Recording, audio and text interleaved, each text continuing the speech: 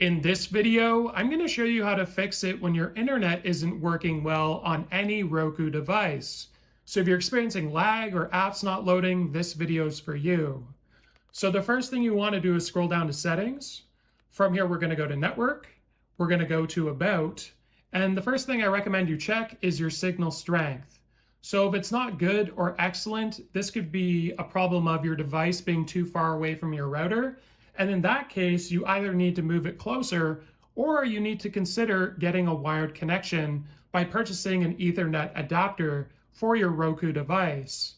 Now, if there is one tip I could offer to improve your experience using any Roku device or even like an Amazon Fire Stick, is to use a wired connection, purchase an Ethernet adapter. It's going to make it run so much better.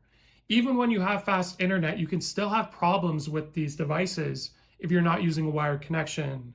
So something else you could try is go to check connection just to make sure that the speeds that you're paying for with your internet provider is matching the speeds on your actual Roku device. So if you're having problems here after you've done the full check, it does leave you a little report on their website if you log in on your desktop. I mean, ultimately, we could try a few other things, but using a wired connection will certainly fix your issue. And there's the link there.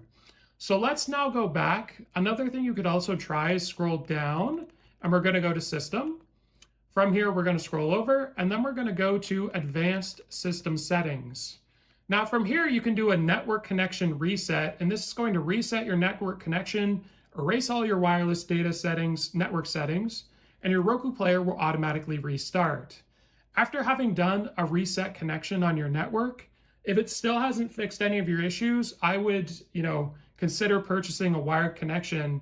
Or, you could also try restarting your router by power cycling it. So unplugging it from the power for 30 to 60 seconds, plugging it back in, and see if that fixes your issue as well. Hopefully these troubleshooting tips were helpful though. Other than that, I appreciate you all, and we'll see you in the next one.